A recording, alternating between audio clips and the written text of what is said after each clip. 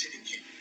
और अगर कुछ माल छीना गया हो या चोरी हो गई हो तो उसका भी बड़े ध्यान से जिक्र करें। और मुकदमा दर्ज करने की आखिर में इस्तदा करें। और अगर कोई माल खो गया हो तो फिर भी इस्तदा करें तहरीरन कि मुकदमा दर्ज किया जाए और मेरा फला माल मसरूफा माल छीना हुआ बरामद किया जाए और कानूनी तहफ़्फ़ुज़ दिया जाए।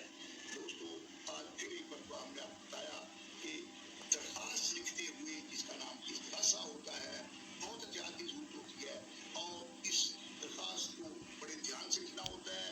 इसमें आपने मुलज़मान के नाम उसमें मुलज़मान का रोल, मुलज़मान के हाथ में अगर कोई हथियार था उसका जिक्र करना है और वाहन के नाम लिखने हैं, बजाय अनाज ध्यान से लिखनी है और मुकदमा दर्ज करने की इस्तदा करनी है और दरख्वास्त करनी है। अगर कोई माल छीना हो उसकी बरामदगी की इस्तदा करनी है और अपने कानूनी तहफ़्फ़ुज़ की भी इस्तदा आप कर सकते हैं।